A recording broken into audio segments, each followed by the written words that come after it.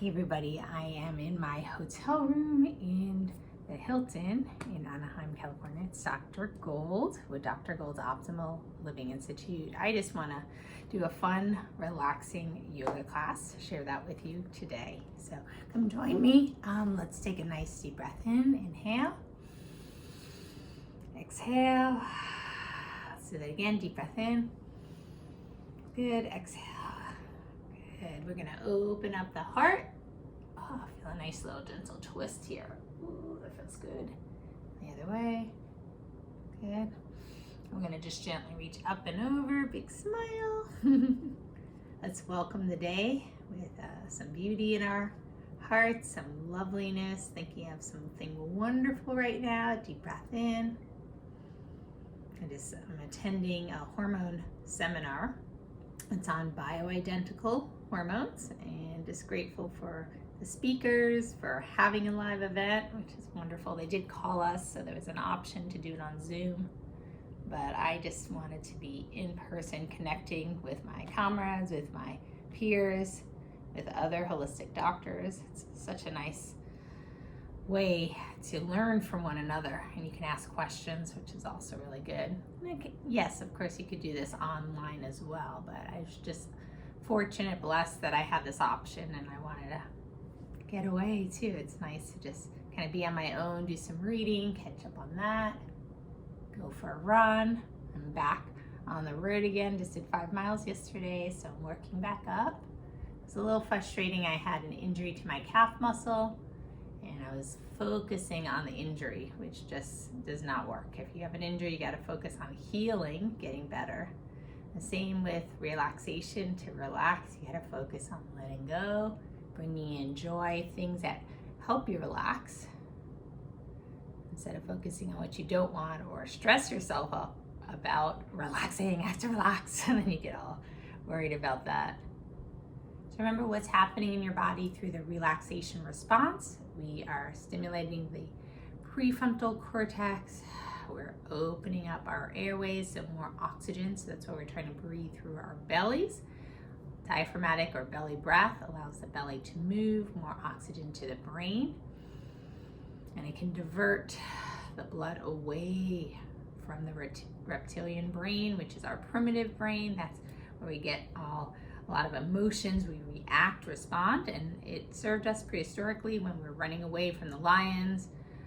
But nowadays, if we have chronic stress, we don't want that blood flow continually going there. We live in a loop. We may have seen folks, they're angry or upset or stressed. Instead, we're bringing that blood flow to the limbic system, which can help with processing. That's our second brain, our mammalian brain. But then we also want to go to the neocortex, which is our most advanced brain. It's what separates us from the rest of the animal kingdom, because we can deal with complex function, executive function, cognitive thought, and logic and reason. We can ask ourselves, is fear real? We know danger is real, but fear is what we decide, and what our belief systems are, neural connections, as John Assaraf has mentioned, neural connections that have just been habituated together. So program after program, we just have allowed ourselves to think of these thoughts again and again. And where do our thoughts come from? Think of when you're first born. Where does that thought come from? Did you have any thoughts? What thoughts did you have as a baby? Nada. Everything that we learned or thought, believed, came from our environment, from our experiences. And the nice part is, if something didn't serve you, say God forbid you had a traumatic experience or traumatic upbringing, or just some friends maybe not so savory. We've of course developed empowering thoughts, but did we develop any disempowering thoughts or beliefs that no longer serve us anymore? So the question is, if yes, which many of us had, including myself, what can we do about it? Can we retrain our brain, develop new empowering thoughts? If you were taught when you're younger you're a loser, you'll never amount to anything, or that's just the way things are, it's too expensive, you can never afford that. And then we see folks who came from lower means, sometimes we feel inferior intelligence, and now they have abundance, they have so much, and we're like, what the heck are they doing that we're not? So we can learn, we can change our beliefs, change our stories, because sometimes we'll say, oh, they're just lucky. That's why they can do this. Or she just has good genes. That's why she's so thin. They don't see me grueling on the road to work out, or every day waking up early at 5 a.m. to work out with my trainer, or just, doing every day. There's no excuses. I work out. If I can't get to the gym or work out because I'm sick or something, which is rare now, thank God, I will do some breathing or laughter, but always try to do something for momentum's sake, even stretching. But it's a must for me. I make it a must. And folks don't realize I have obesity in my family. My dad has a weight problem. He's working to get it down, but my Aunt Annie, good sized lady, but there is obesity. And we also, my mom was just kind of, they call it the skinny fat, where she just had not a lot of tone on her body. She didn't work out much until later, and she was just, kind of flabby and stuff like that. So I decided when I was younger, I wanted to work out because I wanted to have toned muscles. And thank God it happened. Let's see, yes, I have another shirt on. So, but you can strengthen the body, you can strengthen your arms. I'm almost 50, and literally I'm proud of my arms because they used to be little dinky things like spaghetti strings, spaghetti noodles, and just with working out, they can get more defined. But again, it's not an accident. I make it happen. I work on controlling my thoughts to say I have enough time to work out. I make the time, I create it and design it. That's one part is really good in my life. The other part I'm working on is my emotional intelligence, because I do know I can get scattered or distracted very easily. So practicing focus. And then also with my finances. Honestly, if I didn't charge anybody, I would be like, oh, okay, blah, blah. But I realize I have to pay the rent, I have to pay the bills, the mortgage. So I do work on my executive function for managing my business, working to improve it, working on social media because it's important. And I do want to get the message out, of course. My forte, just personally, just free-spirited, have some fun. But it is important to pay attention to that aspect, and that's what I'm working on now. So there's all areas we can grow in, and just know your body is meant to heal. Okay, so we're gonna do some hip stuff. So you can just kind of see me here. I am just rotating those hips around. So we're gonna rotate the other way. And then I just want you to lean forward, lengthen that spine. And we're just gonna round and then release. Round and then release. I'm gonna actually get a book because I think I'm in the hotel, so I have to adjust. And there's always a way to figure out something. You just have to keep playing with it. I just wanna get so you can see me a little bit better. There we go, so you can see my book right here. Reading a book on thyroid, which is really good. But I just love to learn. That's the important part of life, is to continue to grow. If you can keep growing, you can feel better. Okay, so what I'm gonna be doing, I think I need to get taller. Oh, I got it. Alrighty. There we go. That's what I need to do. And I'm gonna scooch you back just a little bit so you can see. Okay. I just have to tilt it. There we go. So you can probably see me. I'm a little in the dark. Sorry about that. And let's see if this works. Okay. So I'm playing around with it, but you can kind of see what I'm doing. I can educate as I do this. I'm literally tilting my camera just a little forward so I can get a better angle, because I am going to be tilting down. Ah, that works. So as you can see, I'm just rotating the hips like we've done before. Oh, this I find is one of the best stretches for your low back. So if you have a lot of low back issues, you can rotate. Try not to round the upper back here. Just release the lower back tailbone down and just gently rotate it. And as you can see, I'm bringing my shoulder blades back towards one another. I'll face you so you can see I'm not hunched. So if you kind of think of like a turtle, you sticking your head out, or if you think of any kind of rounded circle, you just don't want to cause, or see folks where their shoulders literally are away from the ears and their chest is pushed back. You don't want to do that. You want to try to keep the shoulders back, chest should be in front. That's good. And then from a side view, if you're not sure, feel the shoulder blades reaching towards one another. Stick your butt out just a little bit and then tuck it and release. This is again a wonderful stretch. We do cat-cow on our hands and knees. Sometimes people don't want to be on their knees, the knees hurt. So this is another way to do it when you're standing, and then just gently cup the tuchus or the tushy down and then release it. Oh, good.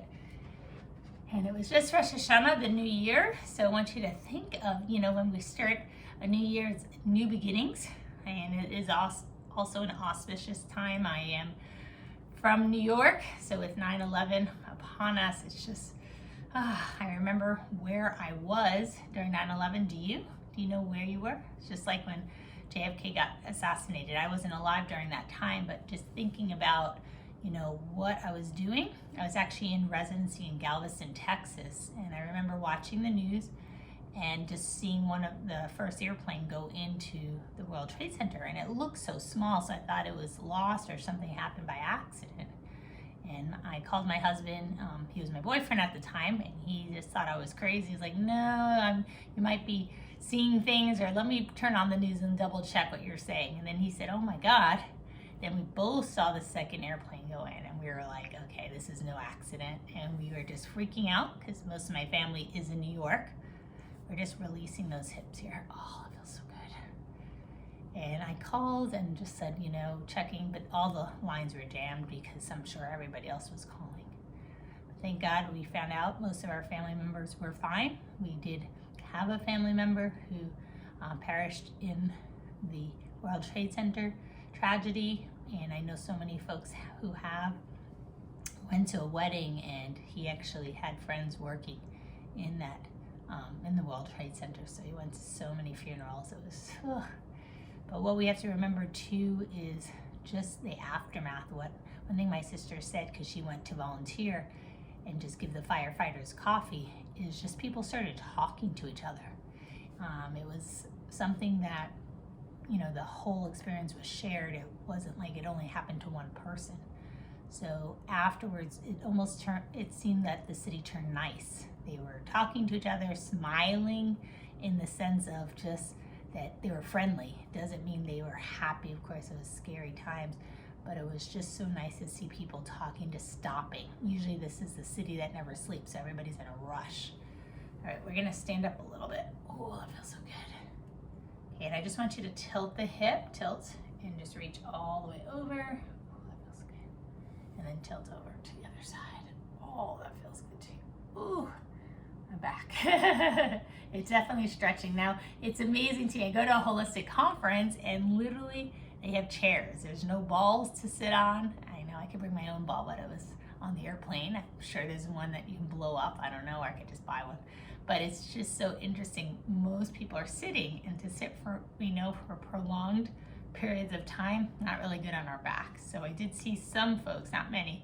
I saw one gentleman actually, he stood up and he was just stretching at his back. He did the one that I just mentioned, or pressing out. I'm gonna use a chair now, and we're gonna stretch out our hamstrings. That's also really good for your back.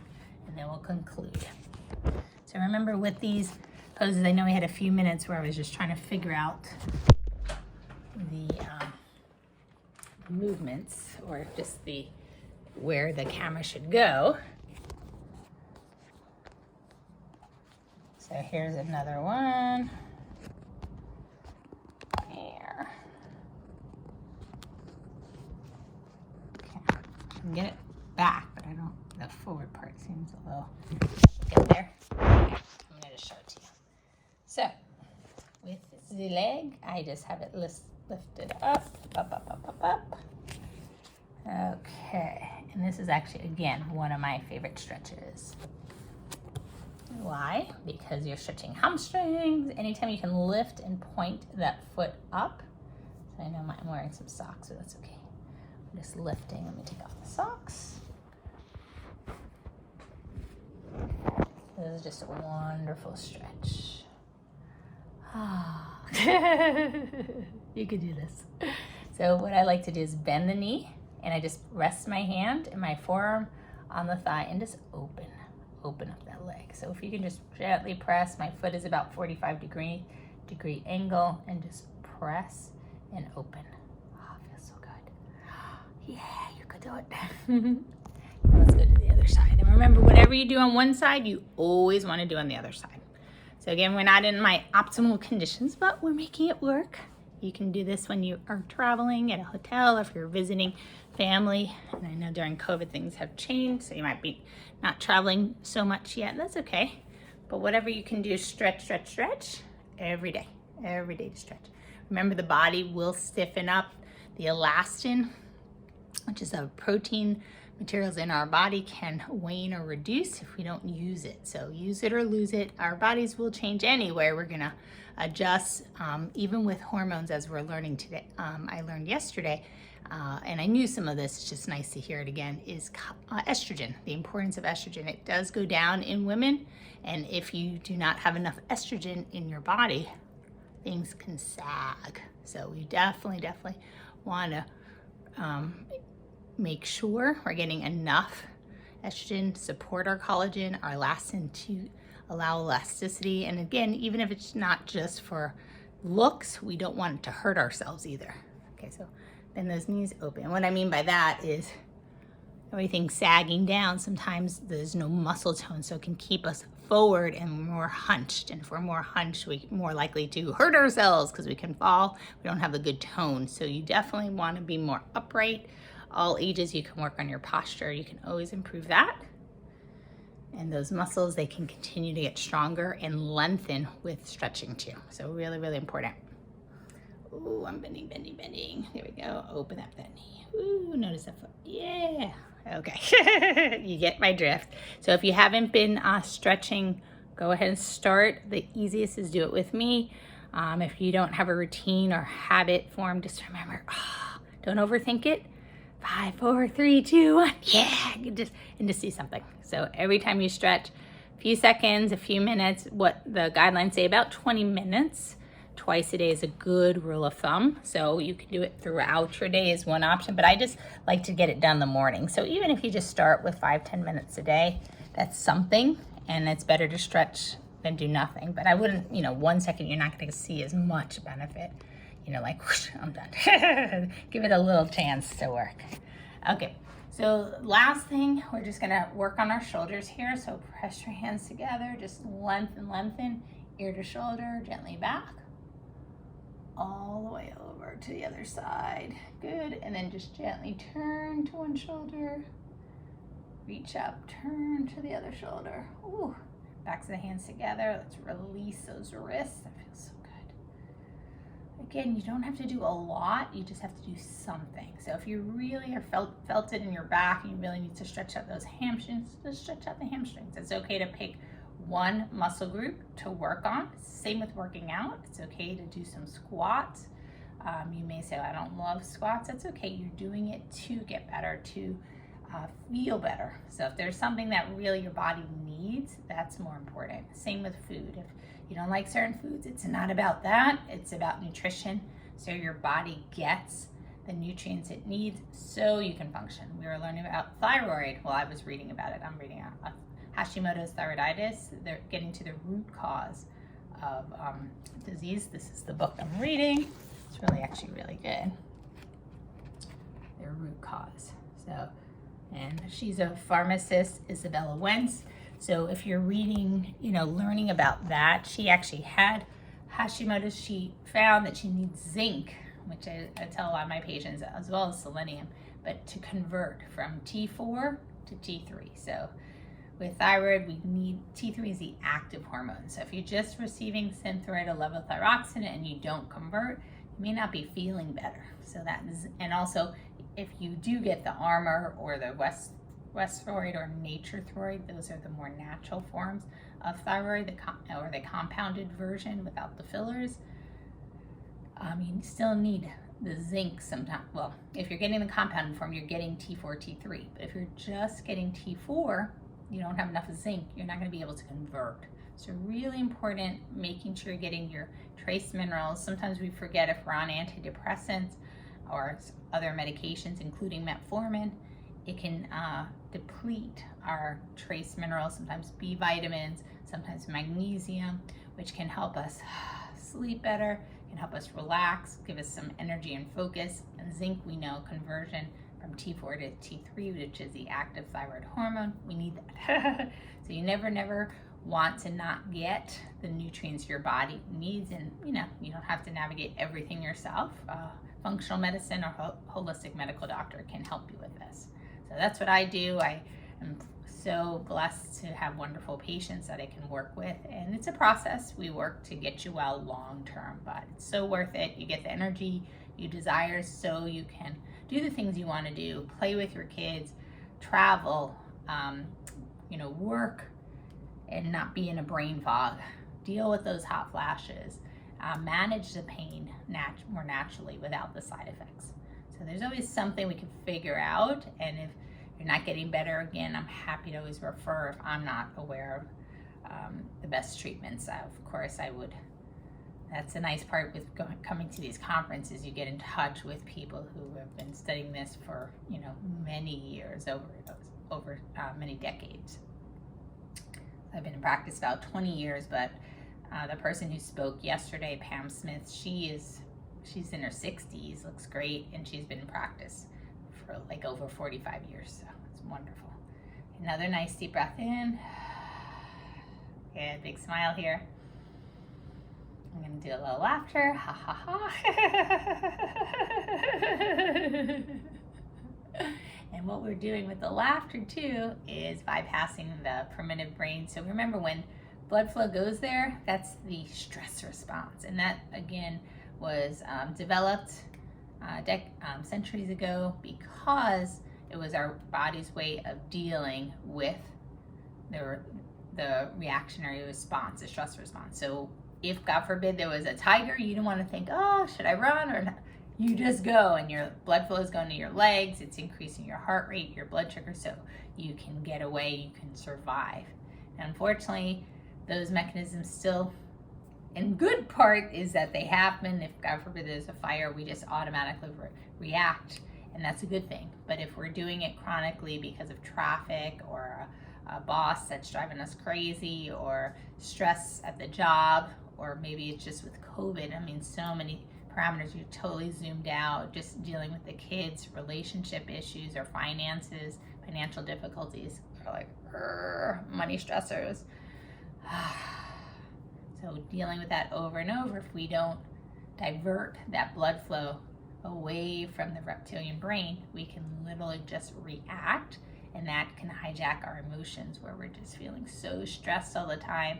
And then our cortisol, we need cortisol to live, but if the cortisol levels initially rise, but then they get depleted, so we get so low, they can't help with good functioning. They're not balanced, and they can affect the production of our own sex hormones and our other hormones that we need for good control of blood pressure and blood sugar. So we can just feel exhausted. And then we see those folks who literally are gaining tons of weight. They feel tired because that's what high cortisol, and then when it's low, our bodies are trying to balance that. So we tend to get cravings for carbs. We tend to not sleep well, so we're not replenishing the good hormones again, because they are kind of getting used up. So sleep is important, rest, proper thought process, and understanding that we can control our emotions. It takes practice. It's not always easy, but there's simple techniques, just using the breath. Huge difference. Smiling and laughing, that's why we just did that. So what you're doing in a good way, you're hijacking your emotions for good. So to change the mindset so you can feel better. So you're just changing state, and that's why physiology plays a role. Don't stay inside the house, isolated in a dark room, or not moving, because that's when we feel so we don't feel good. If we watch the news and it's not happy news, it's not telling us all good things in the world, we just see stressor after stressor, it affects our nervous system. And then again, if the cortisol can go up, it will, but if it's already depleted, it'll keep going down further. And again, that just makes us sick. You can't live without cortisol, but for a few days. So really, really important to replenish that cup. We can bring the cortisol levels back to normal values so our hormones can be produced, because what happens is on that pathway, all our hormones, they start from cholesterol going to pregnenolone, and they get diverted. They can produce progesterone, but it can get converted to cortisol if we need it. So it would be diverted away from producing our own hormones if our cortisol levels are lower, just because it has to be in balance. But you can treat that, and that's again why we manage you, and it's all customized, personalized care, because we need to know what your body's doing. All right, let's take another nice deep breath in and a nice long exhale out. Again, big smile here. This is that time to appreciate life. Think of all the wonderful things in the world, all the good things that are happening to you, and appreciating the gifts, knowing that you are a treasure in this world. You're to be blessed. You are to thrive in life. You're not stuck.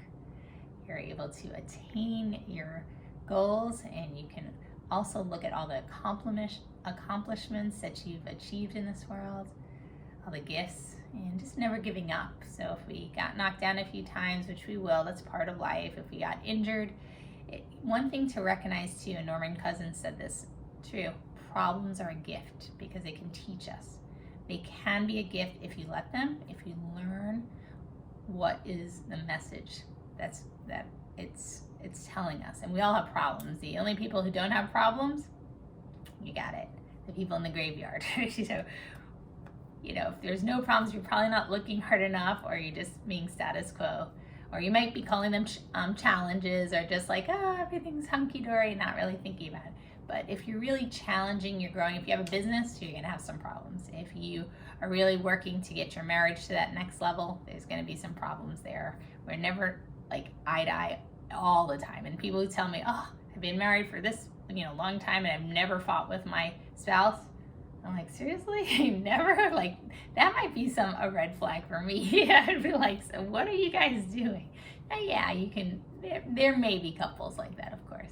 But for the most part, most relationships, people fight, but it's making up, it's learning from each other, it's better communication, improving you too. I always look at myself now. If there's a problem, I'm like, all right, so what am I putting out there too that made this happen too? And not just blaming, but just how can I grow to be a better person too? And that has helped. Let's take another nice deep breath in. Smile. I'm just so grateful for all of you watching, listening, and please share. This is again a time of reflection. Honestly, we've been going through very challenging times, and I know it's been difficult, and our bodies have been through the rigmarole. If you're like, I feel fine, it's good to check those functional medicine tests just to see. And if you've been like, no, I'm not fine, get some help with it. We can help you, spruce you up, get you better. And even with thyroid, sometimes we're just treating symptoms, but honestly, think of like a bucket with a hole in it. If you just kind of pour more water into that bucket, it's still gonna drip out. You're not treating the source. You gotta plug up that hole, find that hole, figure out what's going on. And sometimes with thyroid, again, it's destruction, especially if you have an autoimmune disease where you have antibodies. If you don't treat those root causes, getting nutritionally sound, treating those adrenal glands, if that's a factor, your sexual hormones, just the whole picture, treating you. And if there is some underlying stressors going on in your life, making sure those get addressed too. So if you want a doctor who's compassionate, who's open-minded, who's going to listen to you and really work to get your health to the next level, that's the important part. And that's what I look for in my doctors, and I work every day to emulate that. So let's find a big smile again, deep breath in. And remember, God's denials are not God's child. Yeah, it's something like that. I'll tell you what the major meaning. It just means that if you're not getting what you want right now, doesn't mean it'll never come. God's delays are not God's denials. So just with time, know that things do take time, and your health, namely. It didn't happen overnight, so oftentimes it can take weeks to years. Sometimes we're like, I don't want to wait that long. But it's okay to ask yourself, well, what do you want? What's your long-term goal for getting well? And when I hurt my neck, it took me about 1.5 years to heal, but now it's healed for a decade, for longer. And I could have got the surgery right away. Thank God it wasn't emergency surgery. If it was, of course, I would have got it. But it was one of those things. I had a herniated disc. My doctors wanted to do a fusion. I was in my 30s. I was concerned about long-term sequelae, being on opioids or narcotics, steroids for long periods of time, and then having a fused neck where above and below those areas they had to work harder. And that fusion makes the neck like a brick, so it can't move like a normal neck. So you're actually putting more stress above and below that joint where the fusion is. My doctor's like, well, this is the here and now, but I was thinking of long-term picture. And now I have full range of motion. My neck, I'm off all the steroids, off any pain medicines, thank God, and no surgery. So it's definitely possible. I went to 5 neurosurgeons. They told me you're gonna all need the surgery, and it was 2007, so now 2021, and I'm, thank God, still fine. I still, do my stretches. I have to, and I sometimes forget because I'm feeling so much better, but really important to take good care of your health. It will not wait, so don't delay. Give us a call if you are wanting to take those steps now. We can help you. We can work to get you to that next level for your health, to get you feeling better, more energized. And again, you only have one life. You might not let me know of. Why not live it to the best of your ability? So it's Dr. Goals with Dr. Goals Optimal Living Institute. Live optimally. Have a beautiful day now. Mwah. Take care.